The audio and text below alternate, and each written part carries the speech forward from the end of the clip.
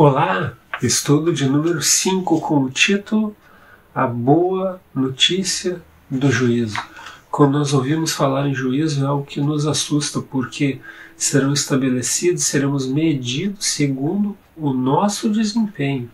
E o verso que abre o nosso estudo diz assim, ele está lá em Apocalipse 14, verso 7, dizendo com voz forte: temam a Deus e deem glória a Ele, pois é chegada a hora em que Ele vai julgar, e adorem aquele que fez o céu, a terra, o mar e as fontes das águas.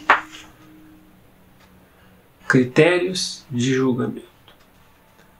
O ser humano tem seus fundamentos, tem suas bases para estabelecer juízos, estabelecer sentenças. Mas quando nós falamos do juízo de Deus, ele é um juízo perfeito, ele é um juízo que não deixa margem alguma de dúvidas, pois não podemos nos esquecer de que o planeta Terra é o único ponto de instabilidade no universo. Portanto, os outros mundos, o universo todo, tem um olhar muito atento, um olhar muito especial para os eventos que transcorrem em nosso mundo. E Deus vai traçar o seu juízo, definindo aqueles que são reconhecidos como seus servos e aqueles que não aceitaram a sua justiça. Acompanhe com bastante atenção este estudo. Próximo tópico, o significado da hora do juízo. Vai existir um momento, vai existir uma etapa, e a etapa final deste mundo, a etapa final de uma fase da criação de Deus, a obra-prima de Deus, a raça humana será julgada. E por que tem que existir um julgamento? Porque existiu um ato rebelde que teve origem justamente lá no céu por intermédio de Lúcifer, no qual ele desafiou a autoridade de Deus, ele desafiou a legitimidade de Deus, ele desafiou o regramento de Deus, a lei de Deus, que é santa, justa e boa. Portanto, esse desafio, essa insubordinação a Deus, teve resultado direto aqui na Terra com a entrada do pecado. E a partir daí teve toda uma distorção de caráter, de atitudes, de propósitos da raça humana. E justamente seremos julgados em função desses fundamentos. Acompanhe comigo aquilo que está lá em Daniel capítulo 7, verso 10. Diz assim: um rio de fogo, uma nave saía de diante dele, milhares de milhares o serviam, e miríades de miríades estavam diante dele. E assentou-se o tribunal e se abriram os livros. O trono de Deus, a sua justiça, a pureza, a santidade de Deus, cercado por seres que lhe servem. E o que é mencionado no final do verso? A abertura de livros. Todos os seres humanos possuem um livro de registro de suas atitudes, de tudo aquilo que fizeram, de tudo aquilo que foi bom, de tudo aquilo que foi ruim. E como um tribunal utiliza a nível processual aquilo que está escrito nos registros, obviamente Deus utiliza de forma muito mais coerente, muito mais justa, de forma muito bem escrita, os fundamentos pelos quais seremos julgados, que estão escritos aonde? Nos livros.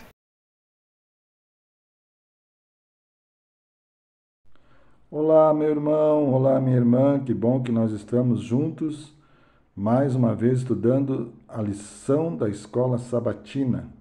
Estamos na 5ª semana desse segundo trimestre. Estamos estudando nessa semana um tema muito importante, que é o juízo de Deus. Mas, como é o juízo de Deus? A lição que nós vamos estudar com vocês É a lição de segunda e terça-feira. Segunda-feira fala sobre o juízo e a misericórdia de Deus. A cruz e o juízo revelam que Deus é justo e misericordioso. No capítulo 20, verso 12 de Apocalipse, fala que nós seremos julgados pelas obras. Mas, se nós pensarmos bem, nós somos salvos pela graça. Então, por que nós somos julgados pelas obras? Vejam, Efésios 2, 8, 9 diz que nós somos salvos pela graça mediante a fé, mas isso não vem de nós, vem de Deus, para que nem de obras, para que ninguém se glorie. Significa que nós somos salvos pela fé em Cristo para fazer as boas obras. E as boas obras testificam de que nossa fé é genuína, que estamos verdadeiramente vivendo uma vida de pleno relacionamento com Jesus. E Ellen White, aqui no livro Conselhos para a Igreja, tem uma boa declaração sobre esse assunto. Ela diz assim: o fato de que os reconhecidos filhos de Deus são representados como estando na presença do Senhor com vestes sujas, devem levar ao humilde e profundo exame do coração por parte de todos os que lhe professam o nome. Os que estão de fato purificando o caráter mediante a obediência à verdade terão de si mesmos uma opinião muito humilde. Quanto mais de perto vinha o imaculado caráter de Cristo, tanto mais forte será o seu desejo de serem conformados com a sua imagem. E tanto menos pureza ou santidade verão eles em si mesmos. Ou seja, não podemos contestar as acusações de Satanás contra nós. Cristo unicamente pode pleitear eficazmente em nosso favor. Ele é capaz de silenciar o acusador com argumentos baseados não em nossos méritos, mas nos seus méritos. Ou seja, a salvação é única e exclusivamente pelos méritos de Cristo Jesus. Mas Ele nos salva para que nós praticamos as boas obras diariamente, confessando e testificando que nós somos salvos pela graça em Cristo Jesus.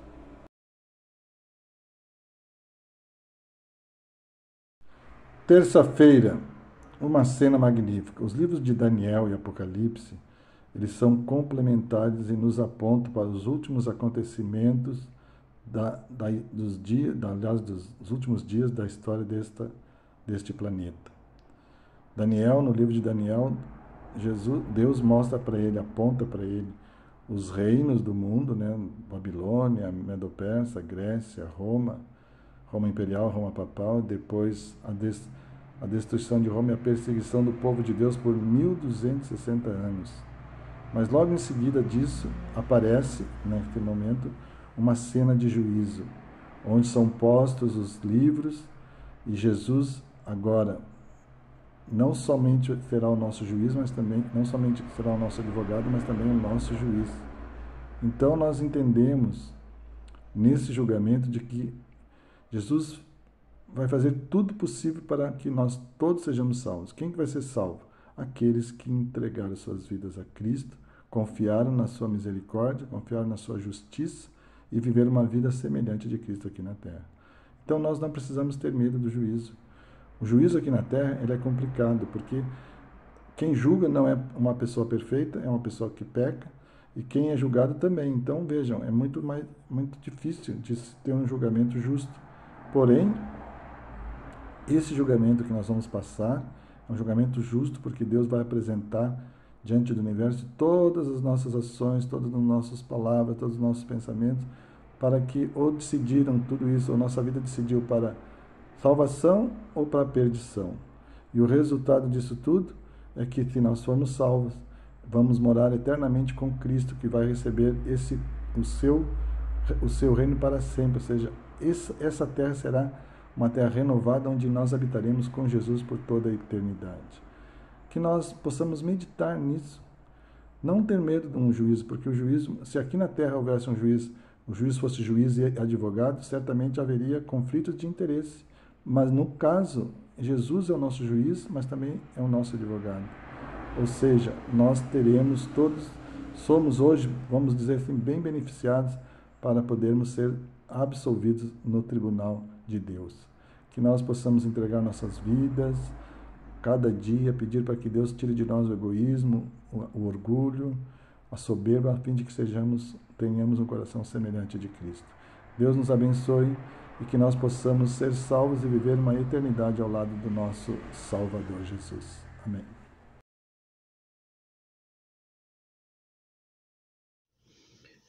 Irmãos, nossa lição de quarta-feira tem um título bem interessante, eu achei. Um vislumbre do céu.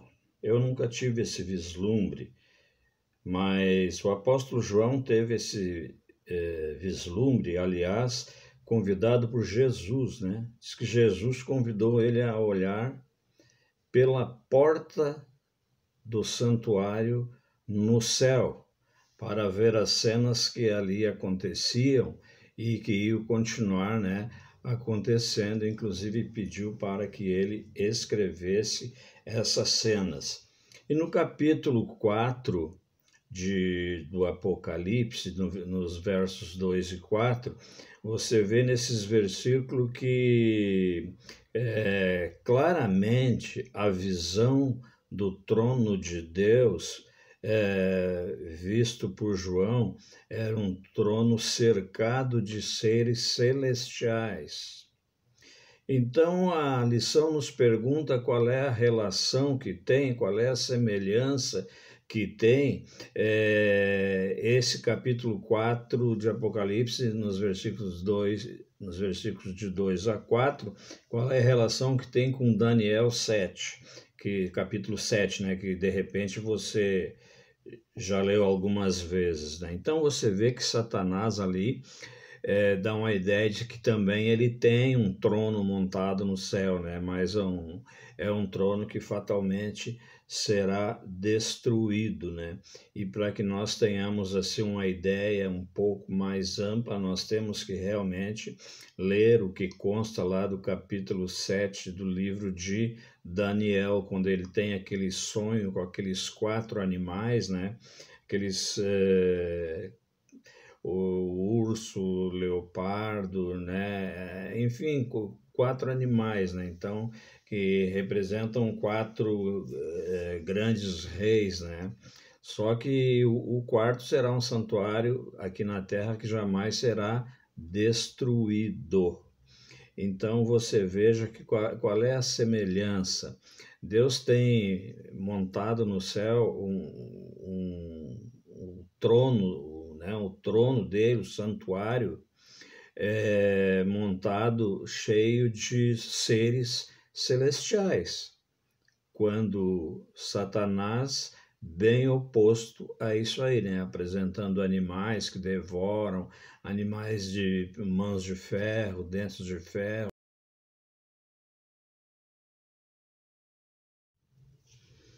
Irmãos, na lição de quinta-feira, o título me parece, o óbvio. O título é Jesus é digno. E no capítulo 5 de Apocalipse, dos versinhos de 1 a 5, nós vamos ver ali que também temos uma visão de um trono. Só que sobre ele existe ali um livro em forma de rolo escrito dos 2 lados, selado com selo divino. E ninguém no céu tinha o poder, ou tem o poder, para abrir aquele livro, para tirar o selo, uma vez que era selo divino, então não tinha quem tirar aquele selo. Então João chora por isso, porque ele gostaria de ver aquilo aberto para ver o que consta lá, os pecados, meu, teu, dele, enfim. Então João chora por isso, até que chega um ancião nele e conforta-o, né? Dizendo que ao velho profeta, João, Cristo, Jesus Cristo, tem o poder, né? Só ele é digno de abrir os selos. Então, João chega ao ápice da alegria e a pergunta é: como é que o céu reage diante dessa cena? A Bíblia diz que, está lá no livro também de Apocalipse, de capítulo 5, de 8 a 12. Todo o povo canta louvores a Jesus, todo o povo, porque só ele é digno de abrir, né, o livro do juízo. Irmãos, o que nos conforta, deve nos confortar, né, é que Jesus, ele nos defende no juízo. Então não é motivo para nós temermos alguma coisa. Uma outra coisa também que nós devemos valorizar muito, o juízo, né? O juízo em si. Mas o objetivo do juízo não é acusar ou mostrar o quanto eu sou mau,